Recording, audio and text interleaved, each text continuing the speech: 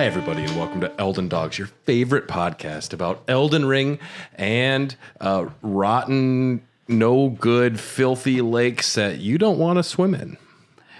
Yeah. That's exactly right. That's exactly right. My name is, of course, Sir Gideon Ofnir.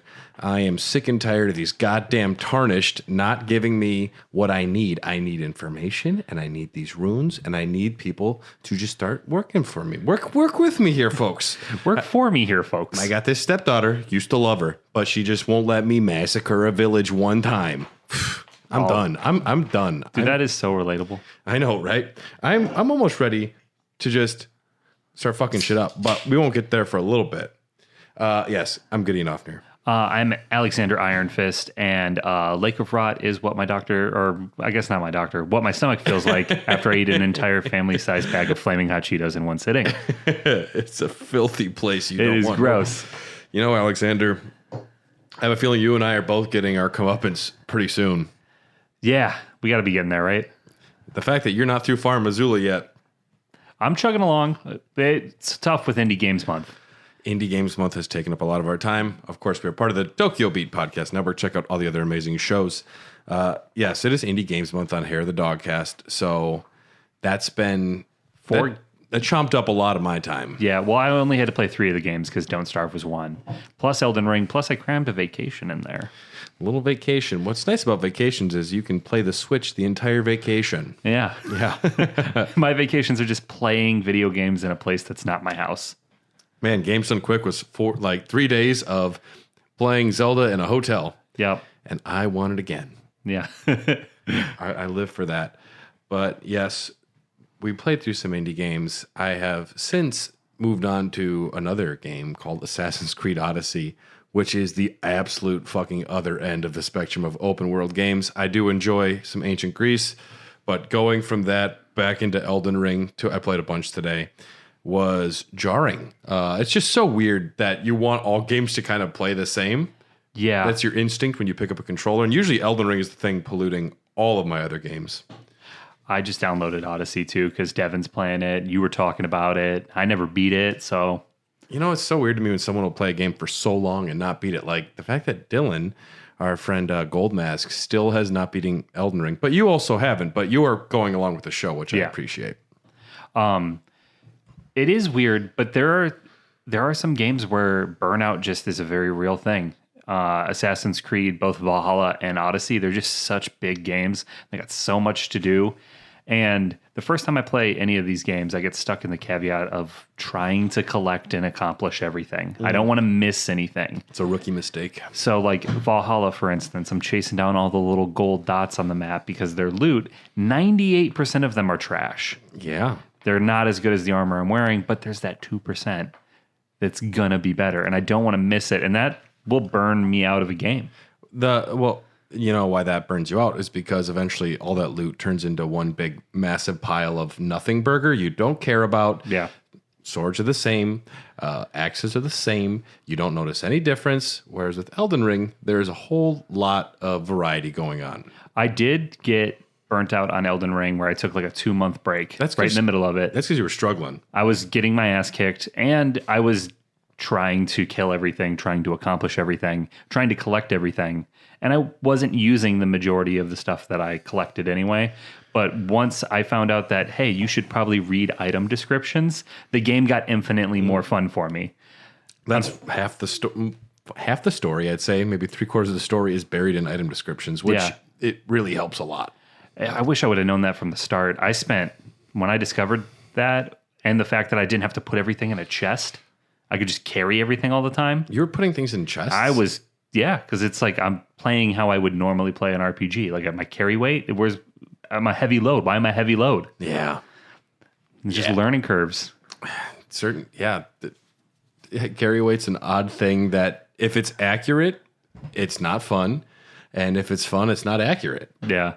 Carry weights I don't want them to go away, but I dislike them almost every single time. As soon as I'm in Skyrim carrying 4 sets of armor, it is no longer accurate. It is not a real... And then you pick one blue mountain flower and you're just like, can't move no more. That's it. Can't move. Somebody help. Yeah. Take this flower. Thank God, guys. I can walk Again, that was outrageous. Hey, buddy, why don't you drop one of the 19 different dragon bones you're carrying? Why don't you fucking mind your own business? I don't remember asking you a goddamn thing. Carry this flower for me, Lydia. I swear to fucking God. Lydia. And then when she gets killed by a frost troll and you have to make the decision, it's like getting divorced. Because you're like, which stuff do I keep and which stuff does she get? Yeah, it's a sloppy thing. Relationships are sloppy. It's messy. Can you imagine if Elden Ring had relationships? You'd just be betrayed by everybody all the time. I mean, there is a relationship. There's like you get a lot of hugs from Fia. Yeah, and I really honest to God think Ronnie's into me. Well, I mean, you're doing literally everything she wants done. She's surprised at how good you are at it. Yeah. She's happy to have you as her consort, but I don't know if it's like a love. She's not like, oh, you're really into Imagine Dragons as well. She might be like the barista that just makes my coffee every morning. Like, she's got to be into me, or she's just a friendly person. Imagine that barista. You just brought her like $1 billion and said, whatever world religion you want is now in charge.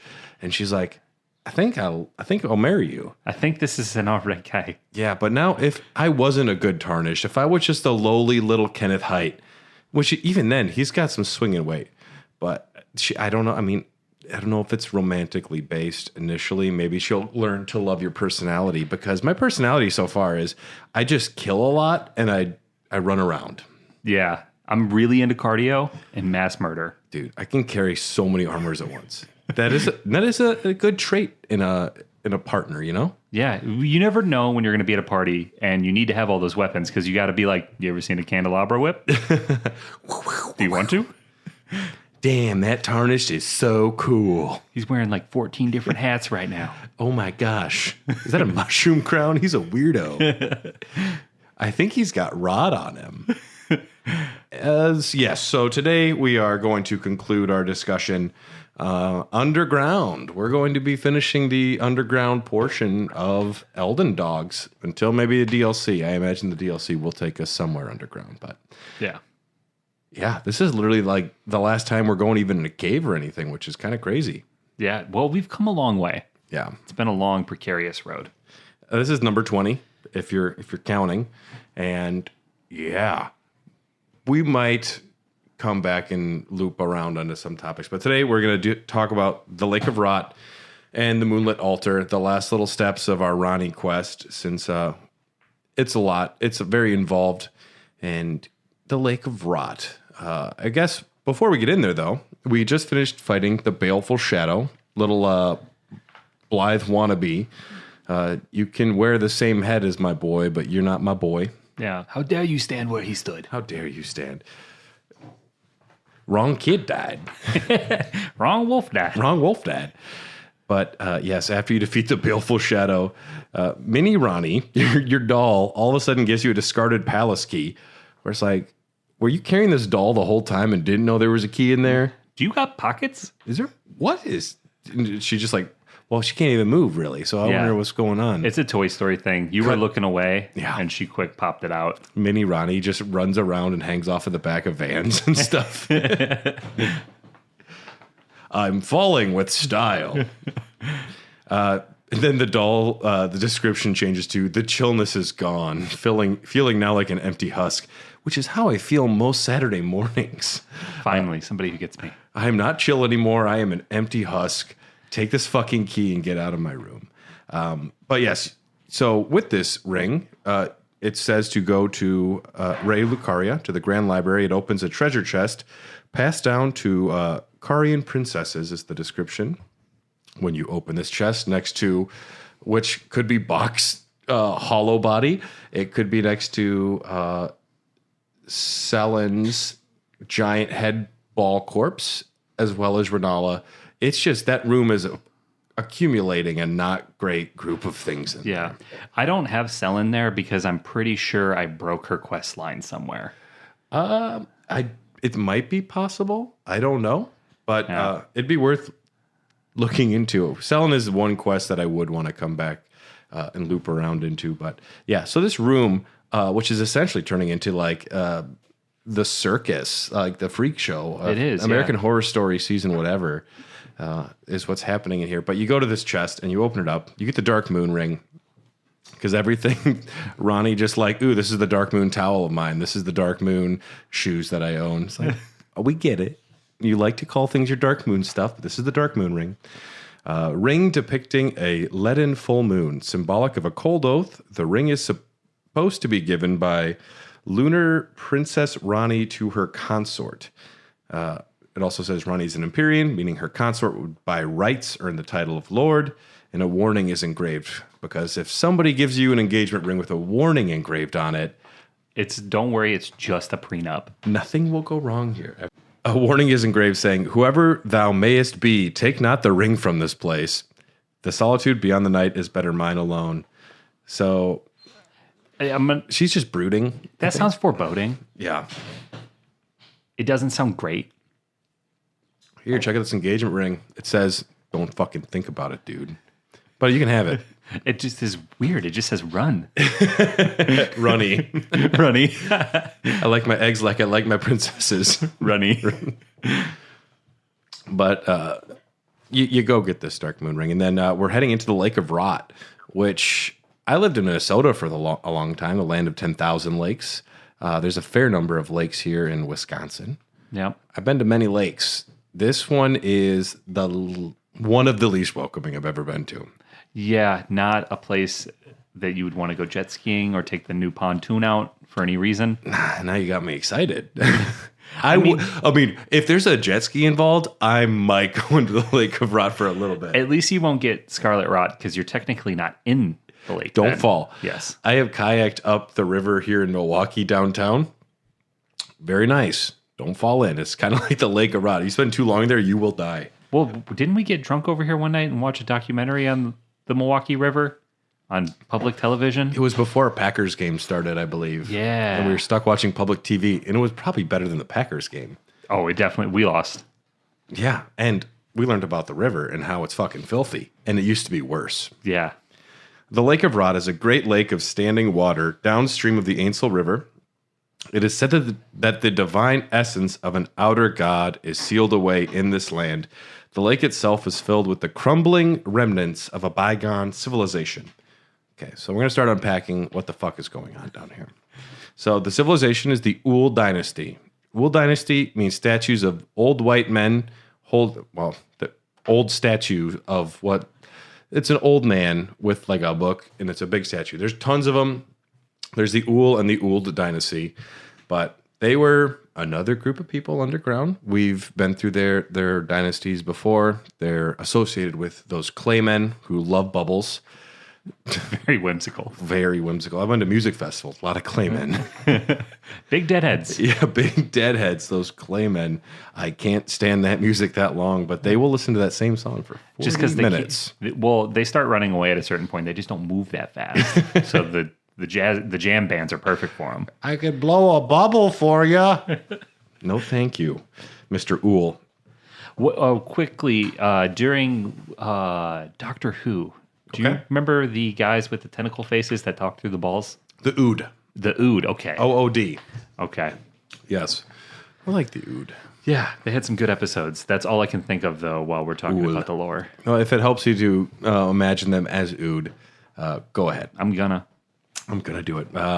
This civilization predates most known civilizations in the lands between, seen mostly underground. My notes are wrong. They say statues of skiing bearded men. I don't know what I meant. It used to be a real fun time down here. They used to, before they got all this rot, we used to ski every day. Or maybe they're skiing in the rot. I was thinking like skiing downhill, but maybe they're water skiing. Oh, no. I think the rot just tore everything down. Now when families go visit, they're like, right over there, Sonny, is where we had our timeshare. We used to ski down here. There used to be a mountain. It all melted. Or maybe they do have water skiing. It's like they have the 10 people stand up on each other's shoulders on the Lake of Rot. Yeah. That would be pretty gnarly. Blowing bubbles and shit. It'd be like if you fall, you die. It'd be like extreme water skiing. Those are the best stunts. I'm always afraid I'm going to see someone die. I haven't yet. I know. When I was a kid, it was exciting. As an adult, I'm like, I don't need any more trauma. This is horrifying. Someone get that man down. He's too old for this. There's easier ways to make a living, sir. Man, there's a guy blowing bubbles making $10 a day. Yeah. It's not a lot, but He's doing it. It's not much, He's but really it's struggling. honest work. This is bad. Somebody don't let your kids go by that man. We saw a guy doing magic at Chill on the Hill yesterday. He was just going up to children, like some unattended children, and like doing magic that involved touching their faces. And we're all like, this is the creepiest shit we've ever seen. Oh man, I did not see that guy. I think it's the Uul dynasty. Yeah. They believed in the cycle of death and rebirth. I don't believe they're the ones that worship the rot because their architecture is located elsewhere, but where the Lake of Rot used to be where they water skied and had their shows. It was like their water ski lake. It used to be the Lake of Hot, and it was like always warm. It was great times. They loved it down there. But long ago, an outer god, the Rot god, came down here and moved in. Bad neighbor. His name was Kid Rock. Kid Rot. It was Kid Rot. Kid rotted up and down the street. But we're going to learn more, and this is one of those things where, like you said, it's item descriptions. So there's like a formula I've almost just completely can solve every Elden Ring dilemma with. Every description for lore is on 4 different items. One will say like it was there was an outer god here. The other one will say the outer god there was this god sealed by this, and then there was a man who sealed a god. You need like all 3 or 4 items to put together to solve the problem. So what happened down here? There was a legendary blind swordsman. I'm in. Yeah, already intrigued. You got me. As long as you don't fuck this up, I'm gonna like your movie. Yeah. We learned this from a few items. The flowing curved sword. This was guarded by 2 knights cavalry in this consecrated snowfield. That's why you've never touched it, Tyler. Yeah. You don't even know what that is. It's still getting pulled around in an endless circle because they don't have any fucking idea where to go anymore. They're just taking this thing around in circles. It says, legends speak of a master of the sword garbed in blue, and his curved blade was patterned after flowing water. So we learned about a master with the sword, wore blue, and the curved blade patterned after flowing water. The blue cloth cowl from the warrior base armor says, the blue color of its fabric symbolizes brisk waters as it flowed, and flowing is the sword as the hand of its wearer. Just as still waters turn foul, stagnation leads to decay. Warriors must remain ever drifting. So this is calling out rot pretty much as flowing water, drinkable, still water. Don't go in there. That's where you're going to get parasites in your pee-pee. Yeah. Oh, that just reminds me of the movie The Rundown with The Rock. I was thinking of Jackass 1's deleted ending. Oh, yeah. Yeah. Steve-O fell into a pretty nasty vat in that one. Comparable to the lake. Yeah, that was gross. So this blind swordsman is also depicted in the curved sword talisman, which says, Millennia's mentor wielded a flowing blade that sealed away the god of rot. Also taught the waterfowl dance. That's not what the curved sword talisman said, but that was a description. So we learned this blind swordsman was also Millennia's mentor. The blue fairy. Yep. The medallion? The blue fairy, there's a character like the blue fairy. Oh, I have the blue fairy medallion or something like that. The blue dancer charm? Yes, that's it. Now, that's found in Limgrave pretty early on. Yeah. Because we talked about that in our episode number 2. It's a cloth doll depicting a dancer garbed in blue, an ancient heirloom of sort. The dancer in blue represents a fairy who, in legend, bestowed a flowing sword upon a blind swordsman. Blade in hand, the swordsman sealed away an ancient outer god, a god that was rot itself. Same place you find Millicent's Shamshir weapon. Millicent is, of course, related to Millennia, that whole quest line. They're all associated with rot. So this charm says there was a blue fairy that, in legend, bestowed a sword to the swordsman. Now, to me, what I like to believe is the blue fairy is the river. It could be the Ainsel River, or like a river spirit, like some sort of like teaches this blind swordsman the way of like flowing in water. It's fucking very Avatar 2. Yeah. Yep. And if you see the way like Melania fights, who she was taught by him, it's all like very flowy and movie and stuff. Yeah.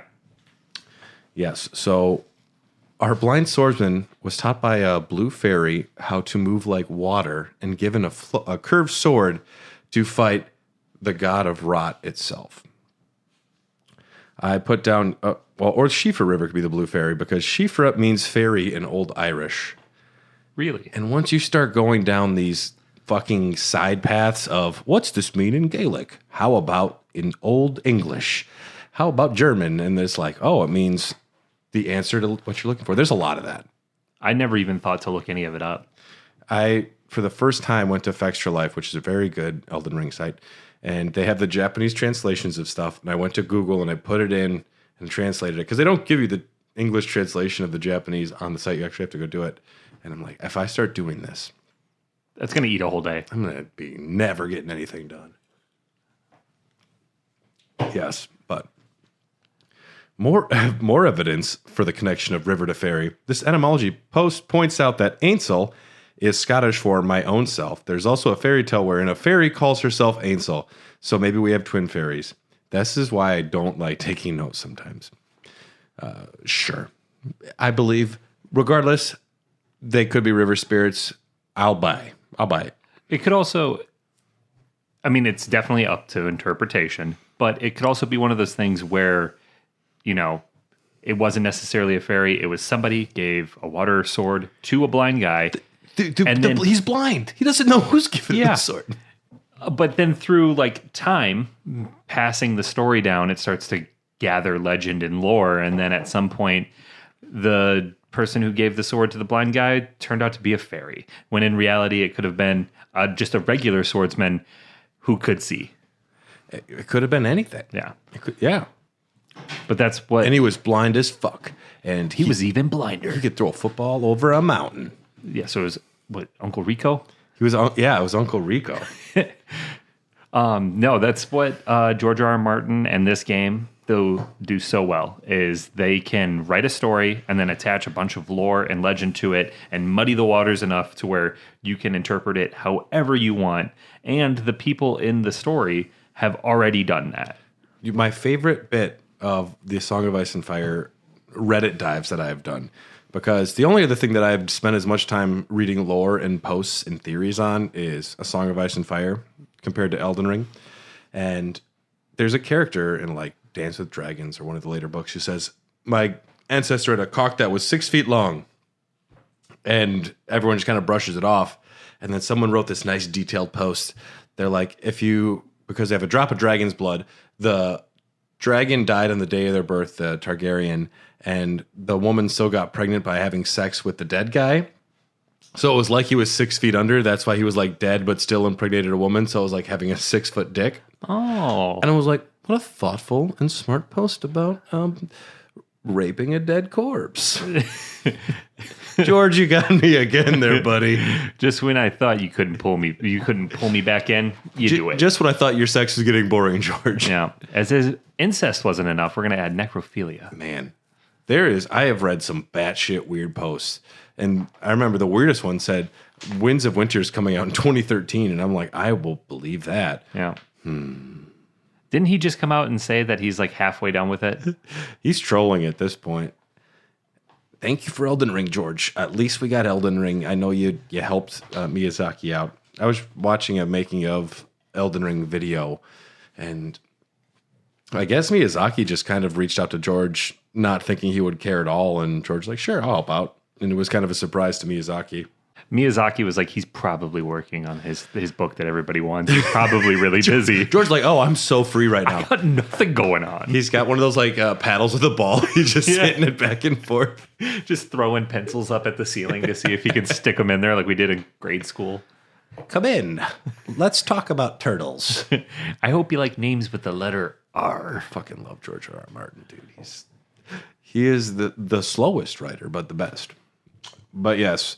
So, blind swordsman, taught by a blue fairy, given a curved sword, seals the god of rot itself, and then he bestows his knowledge, their knowledge. I don't know if they refer to it as them as he, but their knowledge, and bestows that knowledge to Melania, We don't know much about that other than Millennia was taught by this person at some point, and thank God. I mean, he probably wanted to help Millennia because she's sitting there with fucking rot inside of her. Yeah. Imagine like perpetually hungover, never ending hungover. That would be terrible. But that's already how I live my life. It hurts because it's true. But as far as the God of Rot, we don't know a bunch. We know that they like rot, that decaying is a part of life and death, and there is like a certain sort of like rebirth that happens with decay. The forest burns down, it comes back up. Decay can be a healthy thing. It's a natural part of life, but this god is like, I love it. I'm here to fucking rot. Kid Rot up and down your street. I'll say that I'm from the South, but I'm from a wealthy Michigan household. Kid Rot. And it's the only thing we know about the God of Rot is that they were defeated by a blind dude, which already like he's blind. Yeah. I mean, I saw John Wick 4, and I'm like, I kind of believe it, but there's a lot of bullshit in that. And to continue our Kid Rock analogy, he was defeated by country music. Is where we're at in the Kid Rock canonical story for Elden Ring. Kid Rot's just down there blowing up all of the Crimson Tears because they had one non-tarnished sponsor for their flask at one point. Oh no, the Lake of Rot is just Bud Light because Kid Rock bought so much and blew it up, it just flooded. Maybe it could be. Well, then I would go there. Yeah, I love Bud Light. I mean, I can drink Bud Light. Is what I mean beer. To say.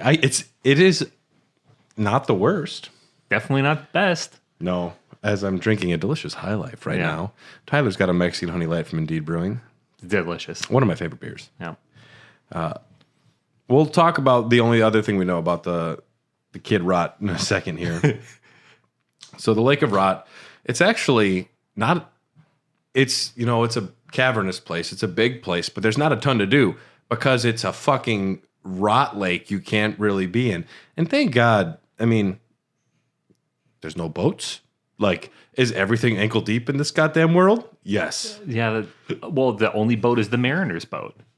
Mariner? The Mariner, the fucking spectral Mariner that comes up. And that's like on land. Yeah, that's like barely ankle deep. Yeah. And it's at the one flooded place I fought him. I could use a boat. But there was a jet ski just like sitting at the edge of the beach. I mean, give me like don't starve. Like at least give me like a plank that I can stand on and like just row with. Yeah. And then the basilisks attack your boat or something. Or your jet ski. Let's go jet ski. Yeah. Because you said jet skiing in the Lake of Rot earlier. Now I'm excited. And you don't need much water for a jet ski to go. Yeah. Like it could only be 2 or 3 feet deep and it would work. Yeah. I watched somebody do a little playthrough of this just to get refreshed with it before I came over, and he had all the mushroom armor, which didn't know existed. I must have missed it. I fought those little fuckers, the little puffer things. What are they called? The basilisks. Yeah, I mean, what? Yeah, go ahead. I've never used the beast torch. Never. I have it. Never used it. Scare them away. Oh my God. Watching this guy just run around unimpeded, not being attacked by those things. Use it against the big scary dogs too. Does it work against rune bears? Now there's a thing I'm not sure of, but why not? I mean, if it does, that is the most OP shit in the game. And you don't even have to be using it. It can be like on your offhand, like, or on your back, I think, too, and it still counts. I forget. Yeah, well, there's that sword that gives you HP back, shaped like a serpent. Yeah. But if you have it just equipped and not even in your hand, like just on your person, it worked. I don't know if they patched that out, though. Probably not. I mean, that seems like almost intentional. It'd be nice. Yes. So it's a lake of rot. When you walk in the lake, you quickly get affected with scarlet rot. That's what's going to happen. You can't stop it. You can slow it down. Mushroom armor is one thing that will greatly slow it down. There are different immunizing charms. Flame Cleanse Me. Flame Cleanse Me is very good if you want to continually set yourself on fire. Yeah, and which I did. Because why not? Yeah. I mean, it worked. You just like get to one island, set yourself on fire, and a basilisk shows up. Yeah. Well, I ran through the rot the first time and I built a bunch of it up. I got to a platform and then I saw how long it took for the meter to go down. And I bounced out, respect, learned faith, learned that spell. Because it's quicker than waiting. Yeah, it really is. That shit does not go down fast. And that's what created my weird battle mage faith build that I'm currently rocking. And, luckily, if you're not getting the scarlet rot or if you're staying out of it enough, there's not a ton of fighting you have to do here. So the main mechanic of what's happening is there's a few little islands that have little buttons that raise more islands. That's kind of the core of what's happening here. You can run out in the middle of the lake and grab an item. It's generally not going to be worth your time. But also, if it glows, go out and grab it, because that's just how I play games as well. But I'm saying I'm not going to go back there next time. Yeah, I don't want to have to come back here. It's already unpleasant enough. So the basilisks are there, and we talked about their large fake eyes on top of their heads. Wait, no, we didn't. Whoa, back up. What? Those large eyes aren't their real eyes. They have like orca eyes. Their real eyes are like tiny little ones. No shit. So it's like a defense mechanism. Yes, and the fake eyes are kind of based on the model of the Prince of Death. It doesn't work if it is a defense mechanism because, in my opinion, it just makes them cuter. It just makes me want to give them a little kiss. Yeah. If somebody brought their basilisk to a park, I would ask to pet it. Yeah. The moment that thing moves, though, I'm shooting it. There is one lone ancestral follower out here. That poor fucker got so lost. His buddies, he fell off the boat. It was like a prank, and they left him out there. Yeah. Like, hey, how much money would it take for you to jump off that waterfall right there? And no one came to pick him up. He's out there completely by himself, the only ancestral follower in the lake. But something that's very fun and cute about him is he is carrying the immunizing horn charm +1. And it raises immunity to poison and scarlet rot by 140. I think he was out there testing his charm. Yeah, he's just a scientist. He gave himself polio and then took the vaccine. Well, it's the guy who... Whatever, so, it wasn't the real story. It was the ulcer guy, right? He gave himself an ulcer to see if he could fix it or if that's what caused it. There's a guy who gave himself an ulcer on purpose. He did something bad, yeah. Yeah, this is that guy. Yep. He's out there. I promise you guys, I'm going to be fine out there. And he's just out there chilling, just swimming in the lake. What's going to suck is when they find his body, when someone eventually comes looking for him, they're going to be like, oh, fuck, that charm didn't work. They have no idea we came through and killed him. But they also won't see the charm there, and they're going to be like, he lost it. And people are going to be looking for that charm at the bottom of the lake forever. Oh, man. So the cycle of death just continues. We're never getting out of this. There is one boss roaming around in here like an asshole. Dragonkin Soldier. Yeah. Imagine my surprise. Imagine you're already fucking around in these tiny islands in the lake of hell, getting attacked by literal death blight monsters, and then a Dragonkin Soldier's like, okay, fuck you extra hard right now. Yeah. They're probably some of my favorite bosses to fight in the game. I like their design. Because they look gnarly. And I feel like I've beaten 2 or 3 of them now. Beaten a handful of them. And they don't all play the exact same way. Like, what are the big fat dudes that I hate? The Godskin Apostles? How far are you in Farmazula? Not very far. You're about to run into many people's favorite boss fight in the whole game. Like, for a good reason or a bad reason? I'm joking. It's everyone's least favorite. Is it the guy that got that... Back to the Dragonkin Soldier. Oh, yeah. No, they're cool. They look wicked. And I like the lore, too. Like, the Nox tried to make their own dragons down here, and they tried to take men and make them into dragons, and it did not fucking work. I mean, it worked kind of. They're creepy and giant, and they do kind of resemble a dragon man. They look uncomfortable. Yeah. It's like Frankenstein. Which I'm very much into. One of my favorite books. But the Dragonkin Soldiers down here beat the crap out of this little dragon, and you get the Dragon Scale Blade, a weapon made by sharpening a gravel stone scale, thought to be the source of ancient dragon immortality, into an unclouded blade. The Dragonkin Soldiers, though, never attained it because they were decrepit, pale imitations of their skyborn kin. Some descriptions just really throw shade, too. Yeah, it's like Jeffrey Ross at like a roast. Yeah. destroying Just comedians. he's like, can I write this description? Yeah. Yeah. I forget Juno Hoslow, and then there's the other Hoslow, the younger one. The lesser Hoslow. The lesser Hoslow. It's like he was all talk and no pants or something. I'm like, dude, give him a fucking break. He's struggling right now. He's really having a tough time in his life. Don't go that hard on him. Yeah, there's a Dragonkin Soldier out there. You can find the Mushroom Crown. So if you didn't find it, it's because you didn't go fuck around in the lake enough. No, and the playthrough I saw where it was though, so I might go get it. It takes you out in like a fallen apart building, and you have to make this really sketchy jump into the middle of it, and it's a terrible jump. And there's a bunch of basilisks at the bottom of it, just waiting for you to fall. You want no part of that. But it raises attack power when something nearby suffers from poison or rot. So it's an okay thing to have right here. Long ago, great lords served the scarlet rot. Perhaps such fungal bodies served as their crowns. I don't know if maybe the lords were the Ul dynasty. When you wear the full set with the giant crown, the greater crown or whatever it's called, you look a lot like something out of The Last of Us. Yeah. It is pretty awesome. I kind of want to get it just for that. Look like a bloater. Yeah, I would mix up the armor. I'd wear like a godskin robe, like the big boy robe with that mushroom crown. Then you'd really look like a bloater. Yeah. But you raise up in the center this like walkway thing in the middle, which you can get up on this like path, and there's an alabaster lord there.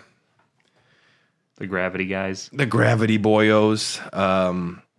Yes, we talked about them before. They fell down with a meteor. They're at least stone dudes. Great. Good for you. Great sword forged from a blue-white meteoric ore. It conceals gravity manipulating magic. He's got a unique skill, the Alabaster Lord's Pull. Pulls enemy in with your sword, deals damage to him. There's also Nomadic Warriors Cookbook 22 out here that lets you do the rot pot, the rot grease, and the drawstring I rot missed that. grease. I want a rot pot. Yeah. Okay, now I got to go back. I was going to go back for the crown anyway. Kid pot. Kid rot pot. Kid crack pot. Yeah. If you want all of your fun rot abilities, I was thinking about those cookbooks today. I'm like, do they have fun covers like you see cookbooks in the Target aisles? Like Paula Deen or something? And it's just like someone holding a bunch of rot in a pot, just smiling. Rachel Ray cooks rot. It says cookbook. I imagine it's got to be like 20 recipes to woo your friends. With Martha Stewart on the cover. 50 ways to eat rot. Yeah, but before you get into the recipe, it's a life story on how you discovered the recipe and what it means to your family before you tell me that I need 4 ingredients and the cook time's 20 minutes. And then at the bottom, you thank the greater will a bunch. Yeah, a whole bunch. Yeah. This is only possible because of you, G-dubs. G-dubs. It's all because of you. But after you get through this horrible mess, you arrive in what they call the Grand Cloister. And I'm like, what the fuck is a cloister, all right? I played Final Fantasy X, the only other time anyone's ever used the word cloister in my life, because they have the Cloister of Trials. Yeah. A cloister is essentially just like a spot for meditating and worshiping for like monks or priests and doing priest shit, monk stuff. I knew that it was a word. I had no idea what it meant, and I did not look it up. You don't ever hear it. No one's like, hey, did you go to the cloister last night? Or no one ever says that. No one uses cloister. Yeah. Nobody uses cloister in everyday life. That is one of those fucking video game terms. That really is. It's like an aqueduct. I'm like, I've heard a lot in games. They must exist, though. They must exist. So the Grand Cloister, if you didn't hate this area enough already, there's a putrid tree spirit down here. A big old slithery rot boy. That'll give you a whole golden seed, which you don't need all of them anyway, so you don't even need them all. You can max out without them. But, it's interesting down here. You find the pests down here, the little rot pests, which are all Melinia's children, which they were born in Caelid. They made it down here to the lake they're just searching for one of their gods, searching for something, because Melinia's like straight up had those kids, said she was going out for a pack of smokes and left them. Damn. These kids are like, oh, we really hope she's coming back sometime. But she's not. Yeah. No, because we killed her. Sorry. You gonna break the news to them, or all of your like you walk into a demigod, like, I killed all your siblings, and I'm really sorry about it. Yeah. But These so they're pests down there now. Originally, though, they used to be ancestral followers. In patch 1.0, the base game, if you don't update it at all when you put the disc in, it'll be all ancestral followers down there instead of the pests, which is a wild concept. I mean, there's actually a fair amount of differences in Elden Ring 1.0 versus the patch. Like the day one patch changed a whole bunch. Yeah, wow. Which I would be curious to go in there and do a day one patch because a lot of things would be different and in different spots. Most of the enemies and bosses, that's all the same. But the fact that those enemies were different, I don't know why they decided the ancestral followers. Maybe they're just like, we love cows. Those things are too cute. We don't want that. Maybe the pest assets weren't done yet, and they just needed a placeholder. And they're like, "We'll fix it in." They were fuck it. We'll do it they live. were done. They were all over Caelid in the base game. Yeah, that's true. Yeah, they're all over everywhere. So they made a change though. The ancestral followers, they probably just like, no, we're moving more into animism, pushing them more into earth spirituality. Yeah. Yeah. They wouldn't like this shit. But a lot of kindreds of rot down here. The forsaken servants and unwanted children that emerged from the swamp of Liurnia. Liurnia never wanted you. But the base game, if the ancestral followers are there, they will even vomit up rot, which don't swallow ocean water. Yeah. It's just going to make you more thirsty. It's going to not feel good. No. But God, scarlet rot vomit? Yeah. Yeah, that's just... Because it's rotting you from the inside out, literally. Yeah. It's either that or Deathblight. I don't know what I'd rather not eat more. Deathblight's instant, though. It's like Fear Factor. Yeah. This is bull penis covered in Deathblight. And then you're going to have one Chad dude who's just mounted down like Kobayashi. This is not my first time eating scarlet rot, Joe Rogan. I got to go Deathblight. I will lose the $50,000. I'm not playing the game. Yes, but they're down here. They're worshiping hard, these kindreds of rot. They're all like not paying attention. They're raising their arms. I think it is interesting that the Uul dynasty, there's a giant statue of the Uul man downhill skiing, looking so happy above where the treasure of the area. You know, it's like clearly denotated as like this is the royal thing that they're worshiping. Inside of that, you find the scorpion stinger, a dagger fashioned from a great scorpion's tail, glistening with scarlet rot, a ceremonial tool used by heretics, crafted from the relic of a sealed outer god, causes scarlet rot buildup. That's the only thing we have from this god, is a scorpion stinger. Which is pretty fucking heavy metal. Which, extrapolating what could be on the other end of that stinger is very fun. Yeah. I mean, it could be literally anything. Because originally, Astel, which is in the next room, was probably going to be in the Radon boss fight. Instead of Radon crashing down, there's an animation, an unused animation for the game of an Astel crashing, like floating down and like crashing into the battlefield. Probably the battlefield because it's coded to be in like an area only big enough that it could be Radon's boss fight. It would make sense. He was holding back the stars. And if that's the case, I think you might have fought the Scarlet Rot God down here. Yeah. And, you know, it could have been an Estelle because those things are kind of like antlions, chimeras. They're a mixture of a lot of things, but the Astel does have a stinger, I want to say, like a nice big tail at the back that could have a stinger on there. Maybe there's like a Scarlet Rot variation. Instead, though, we get nothing. So I imagine a scorpion monster, probably with 35 arms and a distaste for me. Yeah.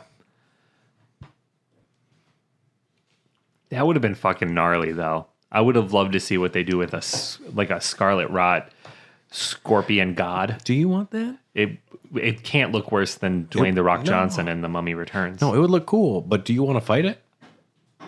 What if it was just Dwayne "The Rock" Johnson in The Mummy Returns? Then I would definitely fight it, because that'd be awesome. Just the most digital CG character ever. I remember I watched that movie like the day it came out on DVD or VHS as a child. Yeah. And I was like, that's bad. Even I know it's bad. Yeah. Yeah. The first Mummy's special effects hold up pretty well. Imhotep's like gnarled out face. Yeah. I remember being like, all right, I buy it. Fuck that shit. Yeah, when the bug runs out of his mouth and then back in, he just chomps it. I'm like, that's still gross. That's cool design. Yeah. Somebody did that and should have gotten a raise. Instead, they're striking right now, probably because these asshole billionaires are fucking the world over. Dylan is not here. Someone's got to do it. Yep. These fascist capitalistic pigs. Yeah. Fuck the system. I love Berserk. There we go. But yes, so that's what happens here in the Lake of Rot. And then there's a coffin sitting at the end of the lake, and you're like, well, I know what to do here. It's like when SpongeBob sees a boulder and he's like, the pilgrims used to ride these babies for miles. Oh, yeah, we're saved. Like, finally, some fucking wheels. You know, it's funny because SpongeBob's right. Like, the old sponges did literally ride rocks around. Did they really? They had, like, things would move and, like, you know, things drift in the ocean, so sponges could ride rocks. I didn't even know that. That makes it even better. There's a weird amount of lore in SpongeBob that adds up. And I've even read theories that it's all based on, like, the 7 deadly sins. Mr. Krabs is greed. Greed, yeah.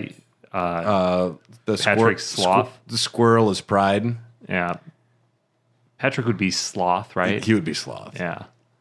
And then the big lobster guy would be like vanity. I don't even know the 7 deadly sins. Hangover is 7. Is number 7. He's the mythical 8th dwarf that never made it in there. He's because he can't get out of bed. Dopey's like, he's not coming today. He is in bed and he said, don't wake me up. Tell her there's 7 of us. That's all we have. Hangover's dead.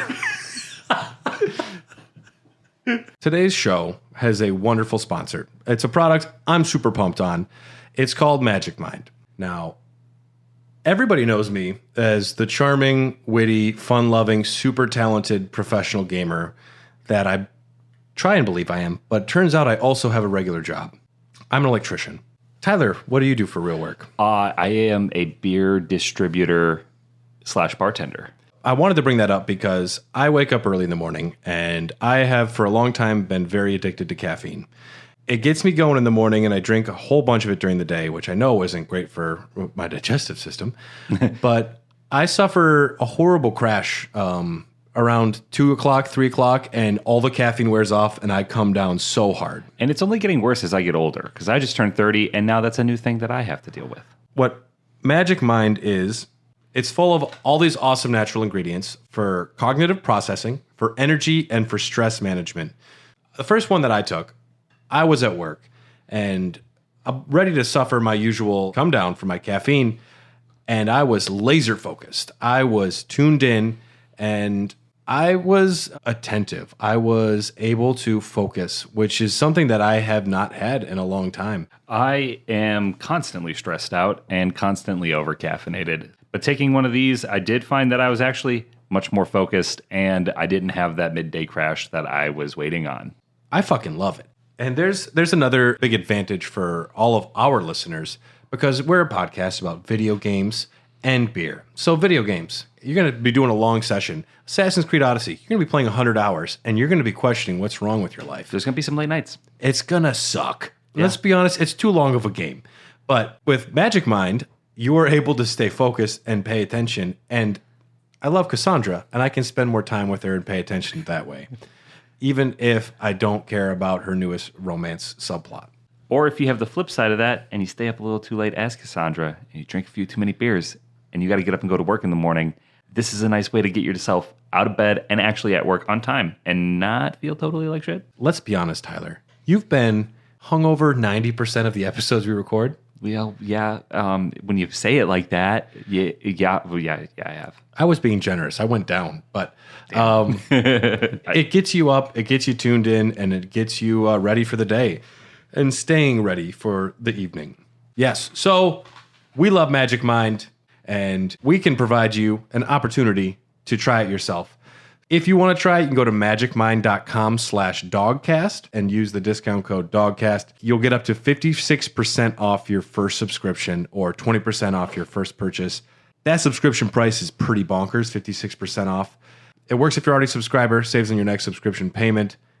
I recommend it. We recommend everybody check it out. Go to magicmind.com/dogcast and use the discount code DOGCAST for up to 56% off your subscription.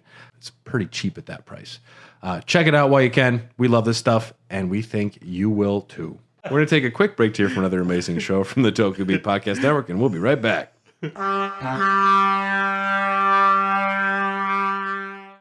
Sequelcast 2 and Friends is a podcast looking at movies in a franchise one film at a time, hosted by me, Matt Bradley Shurgi, Alex, and Thrasher. We also look at video games. We're working through Sierra Online's adventure games from Mystery House all the way up through Gabriel Knight 3 and larger pop culture topics. It's a lot of fun. For more info, go to sequelcast2.com, only on the Tokyo Beat Network.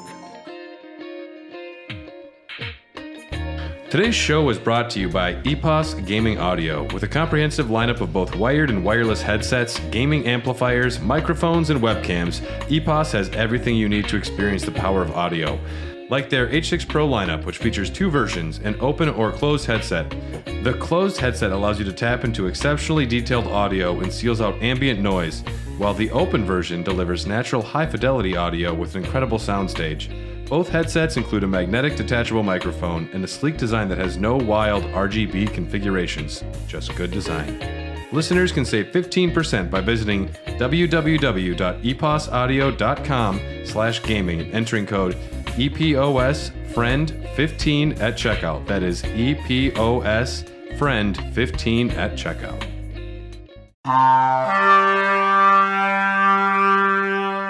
Here at Raw Dogs, Elden Dogs, whatever we are, we say drink beer with everybody. That's what we stand for. You know what constitutes a good beer? If you like it, then it's a good beer. Well, I'm gonna disagree. If someone, a good beer can also just be a free beer. I have only turned down 3 beers, or not finished 3 beers in my life, I want to say. That's on purpose. And one of them, that was the worst beer I've ever had. It was a home brew given to me at a beer festival. I was pouring beer. I was working for a brewery. And they're like, dude, check out my home brew. I made it in my garage. People say I'm the best. I'm like, whatever, fucker. And I had it in the hotel room that night. And it was just pure toothpaste. And it was the only alcohol I had. And I wanted another beer. And I just wanted alcohol. And I couldn't do it. I'm like, I'd rather be sober as fuck right now than drink this toothpaste. So, Estelle, natural born of the void, a malformed star born in the flightless void, far away, once destroyed an eternal city and took away their sky, a falling star of ill omen. This guy, this Estelle, this woman, this thing, this whatever the fuck they are, this being, they crashed. They, for one, learn how to fly yourself. Rookie. Rookie. They crashed down into the nameless eternal city, destroyed it, and took their stars, which I think they must have been fake stars down there. It took the fake stars, which seems like I don't know, man. It's like going to a kid's room and they have like the fake stars in their sky and they're like, fuck you, and you put it in your room. It's like, I don't know. It seems cruel. It's like breaking into a kid's house and taking his bag of cereal. Like, he doesn't even have Reese's Puffs. He's got the one that comes in the bag. You stole like the off-brand one. You stole the not even real cereal. You're taking my entire sleeve of Hydrox. Yeah. You stole all of my Bionicles.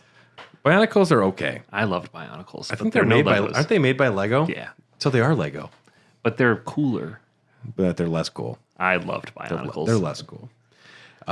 This is the asshole that destroyed the nameless eternal city. Apparently, it did this. It like flicked him off, gave the suck it sign on the way out, took the stars, threw it in a bag, and then it just ran through Noxtella. Woo, woo, woo, woo. And it ran through the Lake of Rod. It's like, woo! And it's like, all right, I'm going to just stay right here from now on. That was seemed like a long time ago. I guess I don't know what you do if you're a natural born of the void. Yeah. But it landed somewhere and it chose pretty far away. I don't know why, but why even try to comprehend what these things do? They look cool. Yeah. This is an epic fight. The creatures are malformed stars. And Estelle is actually also what the species are called, because you also run into Estelle Curseborn of Darkness or something like that. Yeah, the one we fought in the snowfield. The falling star beasts are also falling stars that develop on the planet, giving them a rocky appearance. But Astels are born in the void of space. You can tell that they are similar species due to their skulls. So the natural born of the void and the curseborn of darkness, whatever his name is, the Astel. You don't just notice this when you're playing the game because you are running around and dodging and dying so much. But if you just watch a model, like I'm not a PC gamer, but if you watch like a YouTube video or whatever, there's an eye exposed in the skull that looks around and moves independently from everything else. Super creepy looking. That would be terrifying. And it looks like the rest of its body is made up of like bubble galaxies, multiverse, little DNA things. On the surface, like, all right, antlion, I get it. You got pincers, you got like a tail, but nope, it's got like a human skull and a fucking gnarly galaxy eyeball in the center looking around. Like an all-seeing eye in its forehead? It doesn't see all because I killed that thing. And it would have saw me coming. Kid rotted up and down the street, dude. Bob with the bada bang, bang. Yeah, take that, Natural Born of the Void. Yeah. I don't know any other Kid Rock songs. I don't know. Those are the two I got. I'm a cowboy. Yeah. Yeah. I shoot good beer because I'm conservative. Cowboy, baby. So, okay, I'm a cowboy. Yeah. No, he's got a good album that I used to listen to when I was far too young. I wish that politics didn't exist because otherwise I still love a lot of things. Yeah. But, yes, the Falling Star Beasts, you can see that eyeball like starting to poke out and the human skull growing out of the beast, or maybe it's getting enveloped by the rocks. So similar species. And skull with mandibles. I have that on here. But so you defeat this thing. The description for the meteorite of Astel says, a manifestation of the power with which Astel leveled the Eternal City. And then you get the Remembrance of the Natural Born. You can either get the Ash of War, Waves of Darkness, where you plunge your armament into the ground to release 3 waves of darkness. Follow up with a strong attack to swing the armament in a sweeping strike. And besides that, you can get the weapon, the Bastard Star, which it's a flail which deals magic damage, a little like one of those bubble universe flails, with the unique skill Nebula, which imbues the stars with magic to perform a sweeping strike, sending stars in its wake that linger briefly when exploding. Very cool. I love Astel's design. It's cool when you're like just fighting so many things that are kind of more based on like earthly or like animals. You're seeing so many beasts or like bosses that designs that you can kind of relate to a lot of, but to have this like ultra cosmic thing, which is just so much based on outer space, pretty wicked. Yeah. It's a nice change of pace considering the fact that I've been fighting a bunch of basilisks and a giant dragon man as of recently. Yeah. You are in the depths of shit right now, and then to run into the battlefield, like it's all stars. And yeah. It's really great. I really like this fight. Yeah. I got my ass kicked in this fight quite a bit. More so than the Dragonkin. And I think that's because I had beaten his buddies beforehand.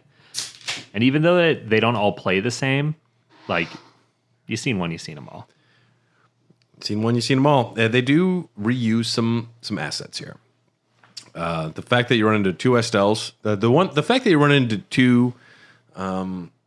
that's one that they should have the one you run into 2 Godric the Grafteds. It's that someone grafted all of the arms and legs in the same spots. That's where it's like Godric really looked up to his uncle, or y'all are being That's just the Stan. cheeky. That's just like Eminem to Stan. That's just the same guy. He was like, well, now that Godric's gone, I'm going to take up the mantle. I think a closer thing would be Garth Brooks and Chris Gaines. Godric actually survived that fight. You know, Garth Brooks had an alter ego where he made emo music. Those are 2 different guys. Oh, you didn't? Okay. Those are 2 separate guys. Nobody tell Tyler that if you're listening that they're not. Have you looked at them? They don't look anything alike. I'm just saying Godric just grew a soul patch and survived that fight. Godric grew a soul patch. Listen to MCR once. Godric Gaines is what they call him Godric now. Gaines. Oh, I'm not Godric the Grafted. I'm someone else. What's crazy, real quick, what's crazy is that Garth Brooks does not talk about that. You can see him like almost talk about it, but he doesn't talk about it. He avoids it. If somebody asks you, like, yeah, Chris is doing fine, I think. It was like, I don't know if he's trolling or if it's just like, it's not a phase, Mom. If like he realized it was a phase. He's trolling. I hope he's trolling. He is now. He wasn't back then. No, back then he was dead ass serious. He thought he could get away with it. Yeah. Well, he was the biggest superstar on the planet. You're already like rolling thunder, and you're down here trying to Yeah. become emo. You Like- can't move from country emo to real emo. No, you got to go from country to like, you got to get like Nelly on a track and start doing hip hop for a little bit. You got to work your way up. Or you go from hip hop to country in the style of Kid Rock. Yeah. And all of it sounds not great. No, it's not. The country overall doesn't have my favorite songs. So when you start adding hip hop to it, I mean, in my opinion, it makes it a little better. At least you're turning into my direction a little bit. No, not 90s pop country is perfect and never I'd change. well, some Tim McGraw, some K-Chez, yes. Faith Hill, Shania Twain. Oh my God, yeah. Jody Messina. The way down yonder on the Neil Chattahoochee. McCoy one. Black Hawk? Yeah, Not Black Cock. Black Hawk. yeah. Well, you think like after the fact he was like, damn, that sounds similar. Yeah. All those 4 white dudes. I know what we're gonna call ourselves. Pass. So you get through Estelle, and at this point, you find an elevator, and you're like, okay, what the fuck is going on now? What are we doing here? Yeah. And the elevator goes up, which is a good sign because so far it's just been down, down, down. And what's under the Lake of Rot? Don't want to know. We went down it though. I know, but we continuing to go down, I don't want to know what's further down. We went down here. the coffin in the Lake of Rot, and it keeps going further, and then it goes down around. It hits south, but at some point it like kind of curls back. And then this elevator takes you up to the Moonlit Altar, which is a place that we have wanted to go for so long we forgot about it. And what a weird... Is it the only way to get here? Yeah. Weird. Yes, unless you take the airship or fly by dragon, Yeah, which I don't think they've updated. which you can't even do. Yeah, that doesn't sound real. I bet you could fly a horse up here with one of the glitches. I don't know. I'm not one of those speedrunners, but you can ride a horse off into the fucking sunset like a Valkyrie. Seeing what those speedrunners did with Torrent made me realize that I am not utilizing Torrent nearly to the... Your Torrent's being lazy. Yeah, he is. He's not pulling his weight. I've skipped a few things with some jumps with Torrent, but not too much. Yeah. Yeah, geometry's fun.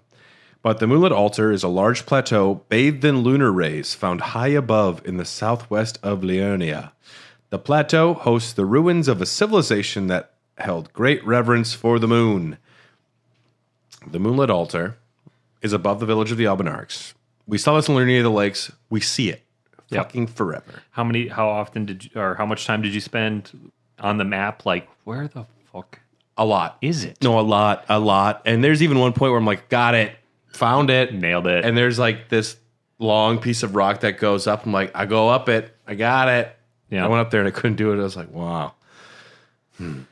At some point, you just kind of give in and believe that the game will take you back there. But it's a horrible feeling because you're also like, I'm missing this and I might not ever see it now. Yep. It felt good getting up there. I would say every few days early on when I was playing the game, especially when I had just got to Liurnia, I would go back and look again, probe for another weakness, trying to get up there. And then I'd be like, fuck it. And then I'd go do some shit for like a week. And then I'd come back and be like, all right, Okay. surely I missed something. Something is very obvious and I'm missing it. Yep. Little did I know. You have to go underneath. I hate it so much when the answer is literally in front of you. This time, though, it's not. Yes. The Moonlit Altar. We get on top. So the Moonlit Altar is the VIP section of a bar. It is bottle service. It is very expensive to get up there. I was watching Succession, and there's a scene with Greg and Tom, and they're up there just two dudes dancing by themselves. Like, why are we up here? This is VIP. Just fuck them or something. Yeah. It's like, it seems expensive. It is. no one else can get up here unless you're essentially Ronnie at this point. It's back in the day, though. This seems like this altar was purely astrologers. It was purely people worshiping the moon. The sky up on this area is different. There are 2 giant moons in the sky. If you haven't noticed, go back and look. There's just 2 giant moons so close in the sky that it's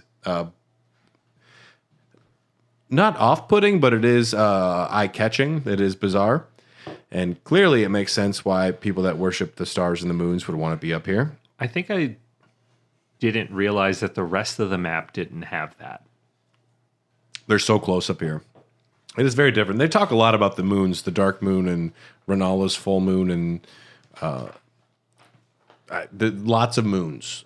Once I got up here, it was such a relief and like a sense of satisfaction that I had finally made it up here that I just like, I took it in for a minute. I had to like take a knee. I had to take the headset off, crack a beer, just like, That's it. We did it. I did it. I called my mom. Hey, Mom, I made it. You're happy? Did you change your oil? Yes, Mom, I got to go though. And then 2 hours later, I'm like, I love you. I got to go. How's Frank? Yes, Frank is Tyler's new dog. Yeah, he's a good old boy. He's a good old boy. He's a good baby boy. Yeah, he's a baby boy. He turns 1 next month. Good old boy has bad connotations these days. Oh my God, it does. Yeah, I didn't even think about that. Yeah. I call him my beautiful baby boy. Is Frank into QAnon? I don't know what he gets up to in his spare time. I don't know what he's been up to, dude. His interests include sleeping and chewing on his bone And the barking deep, at Devin. And the deep web. and the dark web. The Moonlit Altar, though, is surprisingly sparse. There's not a ton to do up here. Yeah. Straight ahead, you'll find the Moonfolk ruins. One of the most boring sets of ruins you'll ever find. There are some of the little little ghosty boys that'll like, I'm over here. shoot. Oh, miss me. Then they, And I'm gone. And I'm over here. You miss me. Guess who's over here now? Whoops, too slow. That's not Brad doing the voice. That's actual cut audio from the game. yeah, it's got content. Whoops, gotcha. This is my friends. Whoops, we're over here. You sound like the old man from Family Guy. I got some popsicles in the cellar. I got some immunizing horn charms down in the cellar. Want to go down there? And it's actually, there's an illusory floor with a somber smithing stone +8. Kind of whack. It's not bad. It's not the best somber smithing stone you can find. I guess they're kind of rarer in the game, but once you get the bell bearings, these +8s and 9s don't mean shit. Still good at probably the first time you get here, though. It's a free one. It's a freebie. I'm guessing these are all ancient astrologers who had popsicles in the cellar. The southeastern altar takes you down to the Lunar Estate ruins, which says, the ruins of a large estate found in the southern plateau of Liurnia. So just like the rich chump astrologer had his own place, he couldn't live with the other folks. This place, though, is surrounded with revenants and wraithcallers. It is a very not friendly place. The revenants are the grotesque amalgamations of limbs. They can like pop in and out using some weird magic, and they have like 20 swords. They're a bunch of grafted monsters, and the wraithcallers can summon them. These variants actually ride horses, which I don't want to go to. You do get something here that's okay. You get the Cerulean Amber Medallion +2, raises your max FP by 11%, so that's cool. But, I mean, otherwise, it's like... Kind of a big letdown. Yeah. I remember, like, great. I like my talismans I already got. Now, there's a lot of talismans. I don't fuck around with my equipment too much. I find I'll go in there, periodically, and then I'm just like, I'll rock whatever I rock. And I don't change it that often. Some people go in there and they're like, all right, I'm going to this zone and I'll change my equipment for that. That seems like too much work for me. There is a guy that I've been watching, and he's doing kind of what we're doing, but way more in depth. Like going through like every single fucking thing in the game. And he does the same thing. What's his name? I'll put it in the Discord because I don't remember it off the top of my head. Okay. Actually, I probably could just pull it up on my phone because it's YouTube. But he will do that same thing. He will oh, I have one enemy to kill in the Lake of Rot, so let me equip this shield and sword. I'm going to kill him, and then I'm going to bounce out. Then I'm going to It's just fucking crazy. It seems like too much. To me, I need constant gratification. Fighting Cowboy is his YouTube handle. Not bad for a name. If it was like a Sleeping Cowboy, I guess I'd be into it as well. Yeah. But I've only seen a few of his videos. Like probably Crying 5 or 6. Cowboy would have a different feeling. That'd be sad. My horse left me. I got nothing to live for no more. Crying Cowboy is how I felt after I beat Red Dead 2. This is the Somber Smithing Stone +8. It's somber. I'm somber. I'm I'm Somber Smithing Steve. Somber Smith and Steve. +1. Not anymore. +0. She left me. +0. It's why I'm Somber crying. Smithing Steve +0. The saddest character ever made. I keep getting invited to weddings and I can't bring nobody. They say +1. I'm like, why? Why? Oh, Poor if you Steve. send an invite to someone who's like very single, do you put like no +1 option on their invite? No, you let him hope. You let them hope. You let them dream. Then they feel bad. No, because then they're like, I could find somebody. When's the wedding? 2 months? I could find somebody. Down south here, you find Chelona's Rise, and this is the pinnacle of the turtle puzzles. If you like looking for ghost turtles, then you're questionable at best. But this is the turtles are all over the Moonlit Altar. I don't like these. How many are there here? Because there's normally 3. There's 3, but they're far apart. And I'm not too ashamed to admit that I have somebody help me find these turtles. It was called the internet. Well, ever since I did the one in, was it the Weeping Peninsula where the motherfucker's hiding in a tree? Yeah. I was like, okay, so we're just going to get willy-nilly with the rules. They could be anywhere. Turtles can't climb. Everybody knows that about turtles. They have no opposable thumbs nor claws. They don't have sticky hands, nothing. Nah. Bullshit. Do you know how heavy a shell is? Maybe they took a spirit spring up. Yeah.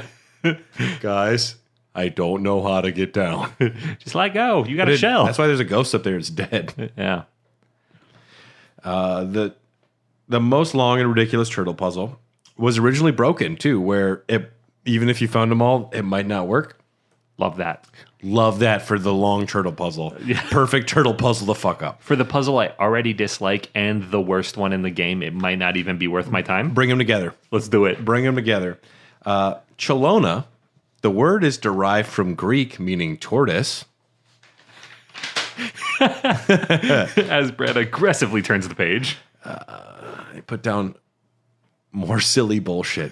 I copied. This was somebody's like fucking Wikipedia article or Reddit post. I don't have their name. I'm sorry.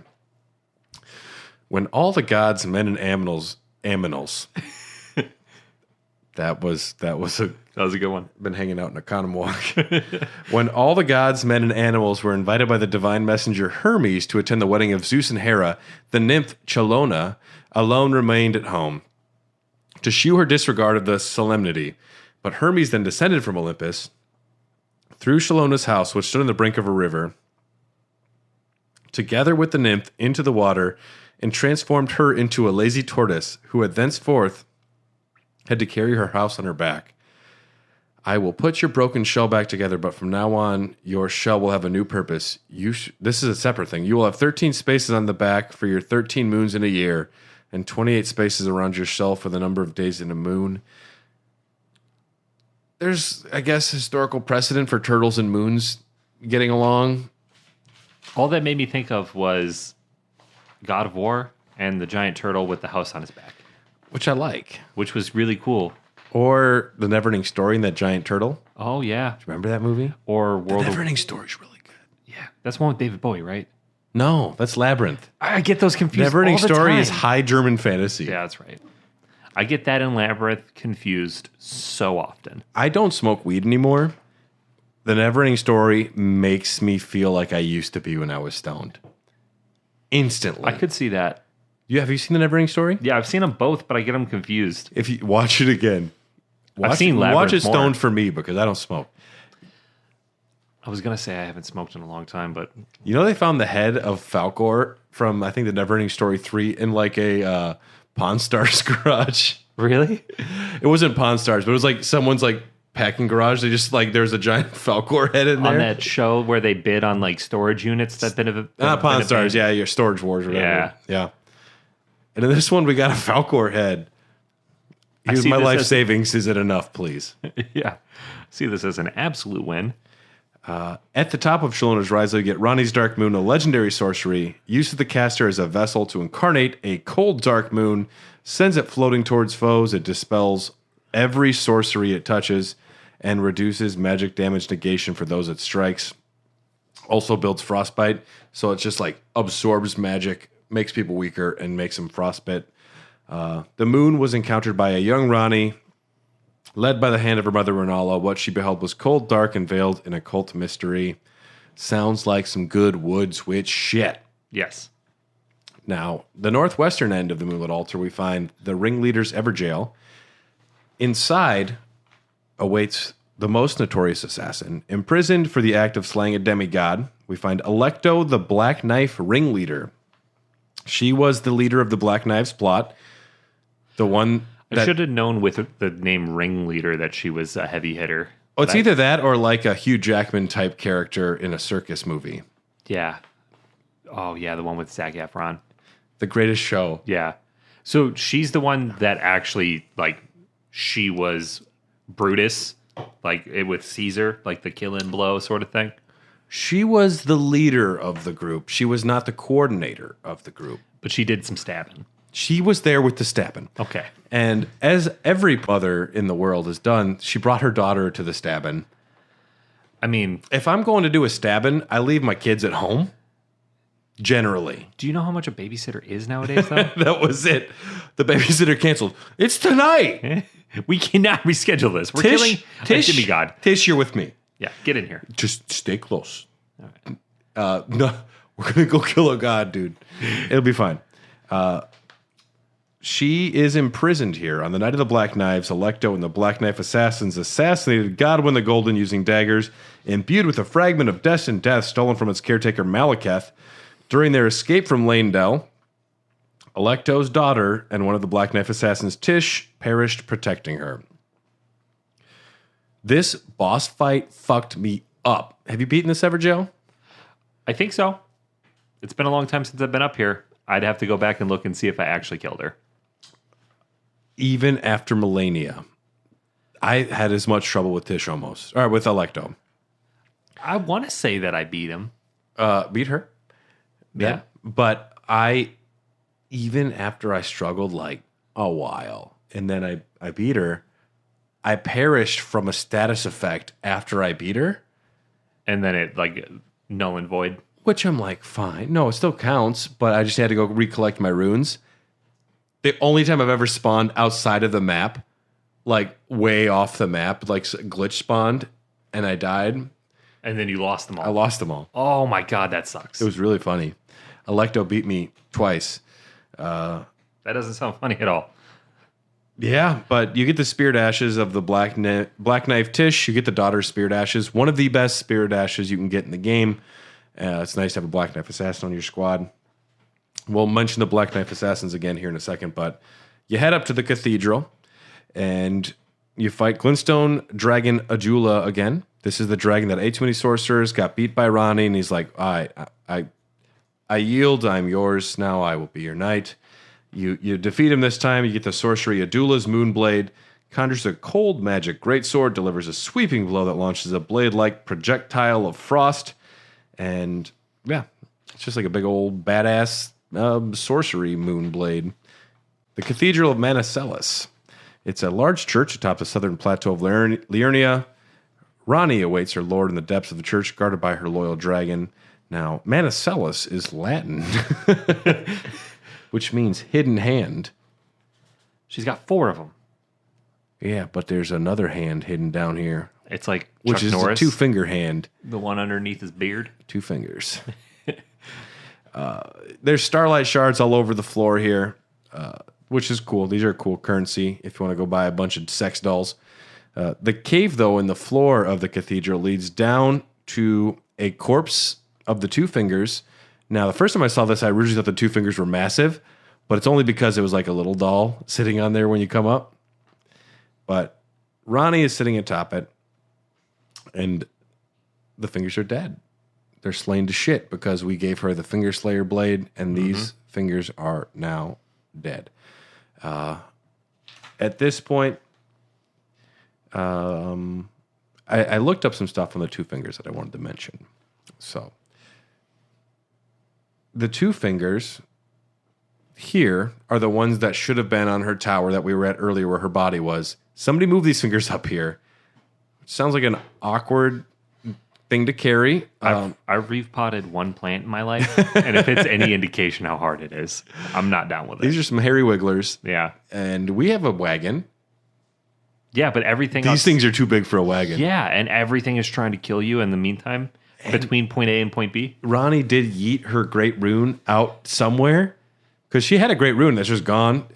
She probably sent it out to a moon. I don't know if she sent the fingers up there, then the fingers came crashing back down into the cathedral because they're down in a hole.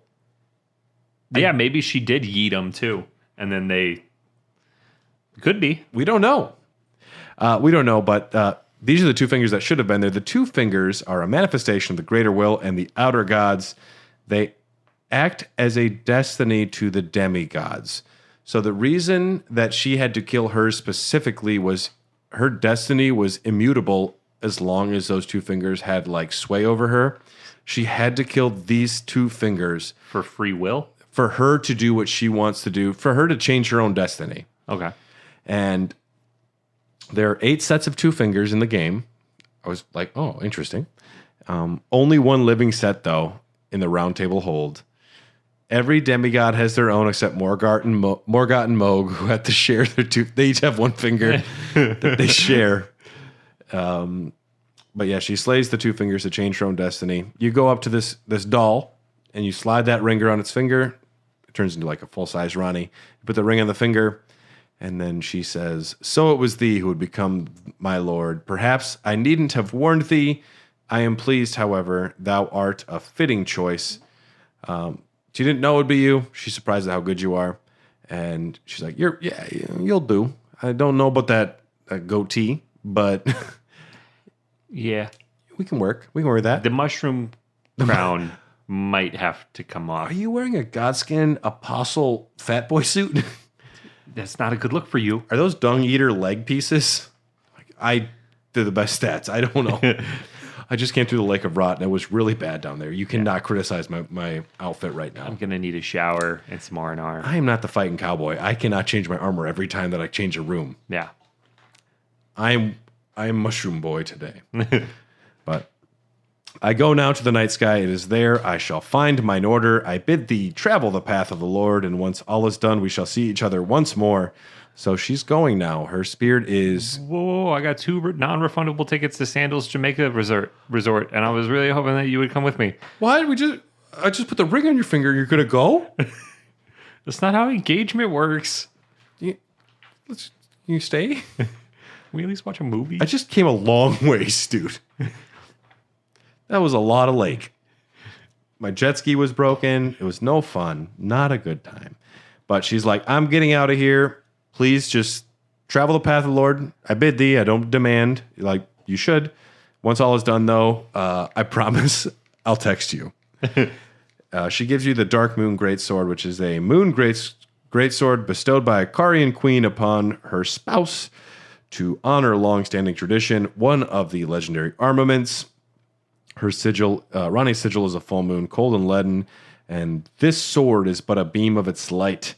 It has a unique skill, which is just like big old dark moon power that causes frost and increases magic attack power. It's part of the Moonlight Sword archetype from weapons appearing in other From Software games. We're not qualified to talk about this. No, I'm not. You're not.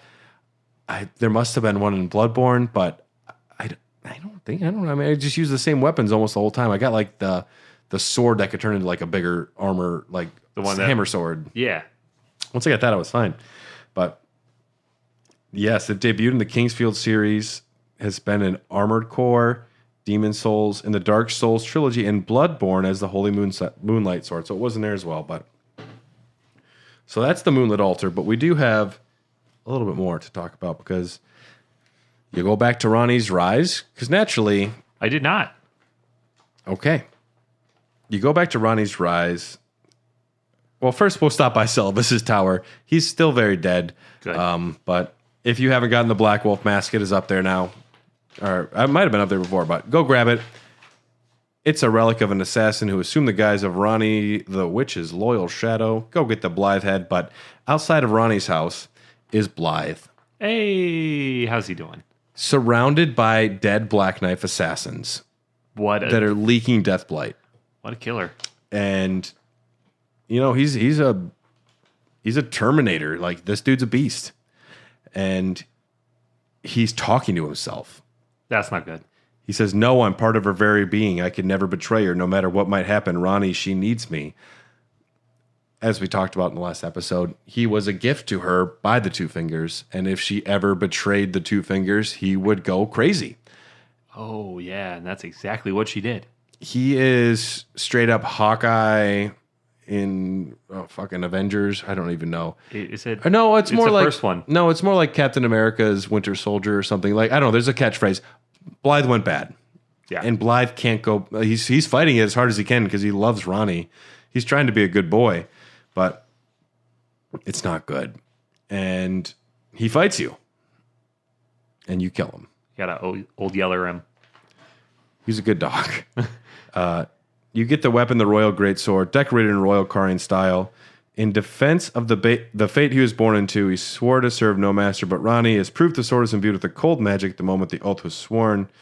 You also get Blythe's armor set. He was the blade of Ranni, even though cold bothered him. He pretended he didn't mind being cold. The cold never bothered me anyway. What a good boy. Yeah. Loyal ally who would defy destiny itself if it would have him turn upon his lady. He tried his best. Now you have a tough decision, which I didn't know the first time I played. You can go to EG. The last member of the party, he's still out there just like reading a cookbook, learning how to make dope-ass recipes with Deathblight and whatever he's doing. He's doing blacksmith stuff. He doesn't move. You can go break the news. You can. There's one that says about Blythe's death or something.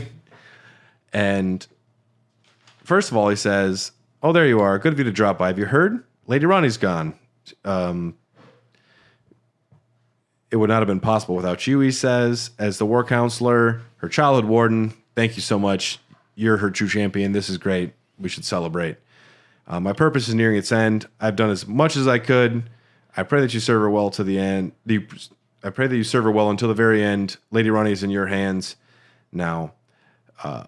Now go get Blythe and let's party. Let's celebrate. How about it? If you forgot, he was the one who locked Blythe up in the Forlorn Hounds Ever jail. But now that it's all said and done, bygones can be bygones. He gets out either way. And you can say that you put Blythe down, and he feels horrible for locking him up in the jail. Really? He's like, "I really shouldn't have done that. He was a friend of mine the whole way through. I was a bad boy. I was a bad guy." And he feels horrible. You reload the area, and he's dead. He kills himself? Kind of. So you find he has a mirror helm which blocks the interference of the Two Fingers. It's like seated next to him, and there are Black Knife assassin bodies that are scattered around everywhere. Death by cop. So he just He wanted to die because he felt bad, and he took off his mirror helm, so they found him. Oh my God, that's so sad. Yeah. And so I've recently defeated Blythe in my playthrough I'm doing now. And I had thought that I had already fucked up EG, and I went there and he was still sitting there today. And I saw about Blythe's death. And I'm like, nope. I'm never saying that. If you don't tell him, then he doesn't. Then he'll be there forever. If you don't tell him about Blythe's death, which really drives the point home that he took the helmet off and let the Black Knives find him because he felt bad. Because if you never tell him about Blythe dying, he'll never die. Well, yeah, because then there's the hope that like eventually he could apologize, or they could be. I picture they could be very good friends at some point. But the Black Knife assassins can't find him if he doesn't take the helmet off. So I believe he takes his tinfoil hat off. That's fucking. But That is so gnarly. yeah, the only way to get though that EG's mirror helm is to let him kill himself by cop. EG in the description, warned by those committed to high treason. EG was afraid. Period. That's like That's cryptic, sad, and scary. It's palpable. Yeah. It's pungent. There is also a content item, EG's confession, where you find a letter where he's like talking about his regret about Blythe. Mini Ronnie is also up at her chamber. You find the doll, or you talk to the doll up at her mini chamber site of grace, and the doll will talk again. And she's like, "Oh, okay. You're still talking to me. I was trying to be cool and like not here, but I get it. Like, you're really into this doll." Yeah. I'll mention a few more things. She kind of describes what her ending is going to be. Mine will be in order not of gold, but the stars and the moon of the chill night. I would keep them far from the earth beneath our feet. As it is now, life and death and souls and order are bound tightly together, but I would have them at great remove and have the certainties of sight, emotion, faith, and touch all become impossibilities, which is why I would abandon the soil in mine order. Wouldst thou come to me, even now, my one and only Lord? It's open to interpretation. We'll talk about more on the endings episode, which is like somewhere down the line here. But that is our Ronnie conclusion. That is the Moonlit Altar and the Lake of Rot. What a fun episode. Damn. I guess I can go fight Blythe now. You haven't fought Blythe yet? No, because I never went back to the Rise. He's at the front door. Never went back. And yes, then if you want, you can let EG know. His helmet is really cool. Well, you can also get a mirror helm, which is like the same design, but Yeah. I kind of want it. But yes. So, the next Elden Dogs, we will be finally burning that fucking nerd tree down. I said nerd tree. It's for you nerds. And we're going to Farm Azula. I'm excited to button up one of the last pieces of lore that I haven't looked into because the dragons are a mess in themselves. They're ancient. They also have their own Elden Lords, which is before the first Elden Lord. It's out of time. It's fucking weird. They turn into people. They fuck humans, maybe. The dragons are weird. Zeus turned into goats and shit and fucked people, so I have a pretty high tolerance for animal bullshit. Zeus got away with a lot that he wouldn't today. He did. Yeah. Yeah. He'd be canceled real quick. Guess what? I'm a swan. It's like, fuck you, Fuck Zeus. you, dude. I'm really excited. I fucked her as a swan. It's like, Zeus, calm down. Sir, this isn't Arby's. We don't need your stories. Oh, yes. Arby's sauce, please. We know you have the meat. Do you have the horsey sauce? I'm excited for the Farm Azula episode because I just got here. I have gone up and down on that place. I've loved it and I've hated it. And I think I'm on the loving it side right now. I have no opinion so far. Well, you haven't fought the first set of bosses. Nope. There's one boss before the set of bosses. And then there's it's actually like a really fun legacy dungeon. I don't know if I'm into like giants tornado dragon dens, but I think I'm into them right now. Is it the boss that the guy at GDQ beat blindfolded? One of them is there. That's not the one I'm referring to, though. Okay. Because that was pretty impressive. Oh, yeah. I can't beat it on my best. I can't beat a lot of bosses on my first try, on my best day with both my eyes. I'm excited for you to fight the boss that you're about to run into. But so, yes, that's the next Elden Dogs. And big thanks to our newest Patreon members. I think I might have thanked some of you before, but in case I'm missing anyone, Trey, Bryant Ross, James D, Philip, and Coleman. Big thanks, and thanks to our executive producers, Rykard, Christy, Nick, Malekith, the Black Blade, Blackguard, Big Brian, Jordan Hoslow, Sorceress of Blood, and Festering Fingerprint Phil. If you want access to Elden Dogs way in advance, this episode has been available to our Patreon supporters now for over a month and a half, 2 months maybe, for a while.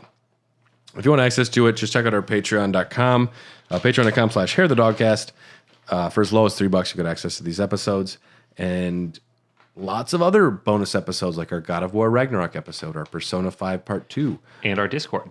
And our Discord, which is a great fucking community. You can come on and tell us your favorite Kid Rock songs, your favorite Kid Rock lore, and I will indulge it. Now, I would do the lore of Kid Rock, but I don't know if there's a lot there. No. Well, it's all like Rich Boy Michigan and then pencil top hip hop. And fur coats. I think we just did the whole episode. Yes. Thank you for supporting us. We're on Facebook, Instagram, Twitter, Threads, and Blue Sky now. I got us a Blue Sky. How is Threads? You fuck around on there much yet? Nope. I just do my perfunctory. We are a podcast that exists posts. I've downloaded it. I haven't made an account. Did you know that Weird Al was at Lake Geneva recently? Yeah. Yeah, Tom said that. Tom said that the other day. Hair of the Dogcast is a proud member of the Tokyo Beat Podcast Network. Check out all of the other amazing shows. And thanks for checking out Elden Dogs. I'm excited to get to the end of the game. We're getting there. Yeah. It's been a long time, too. When did we start this after the game came out? 87 years ago. Yeah, feels like it. We're recording this before the DLC, which I'm guessing will still hold true when it finally releases. But the roadmap, if you're still here, if you're listening, hey, you couldn't even get enough of us. Or you're driving, you didn't want to fuck with your phone. Either way, I'm still here. Farm Azula. We'll do Lane Dell, because Lane Dell will be enough before the ending, but the 6 endings will get their own episode. And then I also want to do an end game guide where we talk about all of the end game content that is worth fucking around with. We're going to do an episode on multiplayer. I think we're going to do an episode on speed running, and maybe an episode on just like the various magics, possibly. Before the DLC, which the DLC will probably get, I'm guessing, 3 to 5 episodes. I don't know what it is. Who knows how big it's going to be? I think it'll be bigger than people think. I'm leaning that way too, which means we might be doing this for the rest of our lives. I bet with the Bloodborne DLC, we could have at least done 3 episodes, I'd say. Yeah, you should play Bloodborne. But thanks for listening. We'll see you next time. Later. Beautiful.